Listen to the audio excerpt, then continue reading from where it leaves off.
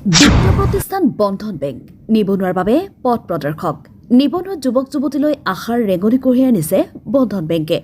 ৰাজ্যৰ একাংশ শিক্ষিত নিবনুৱা যুৱক যুৱতীৰ সফলতাৰ বাট মোকলাইছে বন্ধন বেংকে ব্যতিক্ৰম নহয় কলকাছিয়াৰ একাংশ নিবনুৱা আৰু বন্ধন বেংকিং ইউনিট আপুনি যদি নিবনুৱা আৰু মনত যদি প্ৰবল ইচ্ছা শক্তি আছে তেন্তে আপোনাৰ কাষত থিয় দিব বন্ধন বেংকে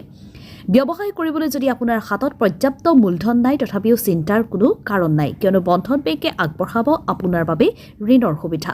বন্ধন বেংকৰ পৰা ঋণ লৈ ব্যৱসায় কৰি নিজৰ লগতে আন 10জনকো কৰিব পাৰিব স্বাৱলম্বী আৰ্থিকভাৱে সবলতা লাভ কৰি সমাজৰ লগতে আন নিবনুৱা যুৱক যুৱতীৰ বাবে হ'ব পাৰিব পথ প্ৰদৰ্শক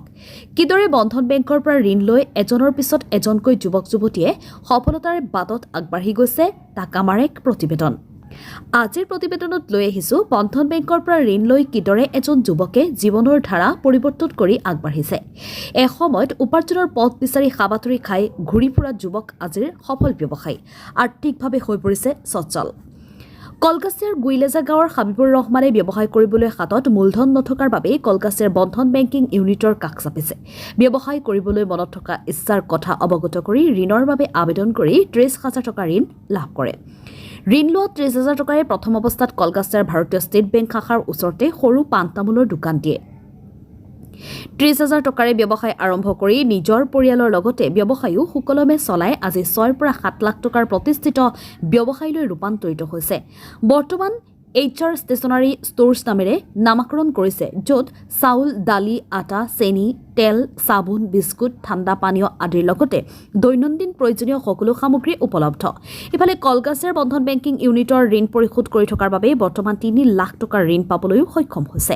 সততাৰে ব্যৱসায় কৰি নিজৰ পৰিয়াল পোহপাল দিয়াৰ উপৰিও সমাজতো সফল ব্যৱসায়ী ৰূপে সমাদৰ লাভ কৰিবলৈ সক্ষম হৈছে নিজৰ মন্তব্যত বন্ধন বেংকৰ সহায়ৰ প্ৰশংসা কৰি অন্য নিবনুৱা যুৱক যুৱতীক বন্ধন বেংকৰ সহযোগিতাত নিজৰ ইচ্ছা শক্তিৰে সফল ব্যৱসায়ৰ আহ্বান জনাই এইদৰে প্ৰথমতে আমি আপোনাৰ আসাম এক্সপ্ৰেছক ধন্যবাদ জনাইছোঁ আমি বন্ধন বেংকৰ পৰা কলকাছিয়া বন্ধন বেংকৰ পৰা প্ৰথমতে 30,000 টকা ঋণ লৈছিলোঁ সেইখিনি মাৰি দিয়াৰ পিছত আকৌ মই 3 লাখ টকা ঋণ লৈছোঁ কিন্তু বন্ধন বেংকৰ পৰা এটা কথা দেখা পাইছোঁ যে ঋণ লৈ কেনে আমি ভালেমান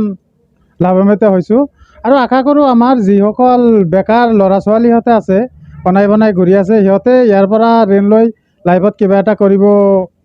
কৰিলে ভাল হ'ব আৰু মানে এইটোৱে মই কামনা কৰিছোঁ চবেই আহক বন্ধন বেংকত চবেই তাৰ পৰা ঋণ লৈ কেনে কিবা এটা কৰক প্ৰথমতে আমি 30,000 টকা লৈছিলোঁ বন্ধন বেংকৰ পৰা কলকাছিয়া নিবনুৱা যুৱক যুৱতীসকল আছে তেওঁলোকৰ পইচা নাই পইচাৰ অভাৱত তেওঁলোকে বিজনেছ কৰিব পৰা নাই তেওঁলোকক কি ক'ব মই সিহঁতক মই ক'ব বিচাৰোঁ যে কলকাছিয়া যিটো বন্ধন বেংক আছে তাৰ পৰা ঋণ লৈ কেনে সিহঁতে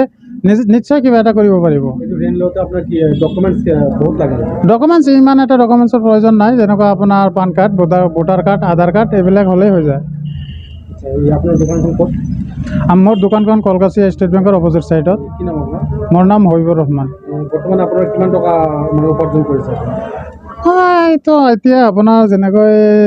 6-7 লাখ টকা 30,000 টকা প্ৰথমত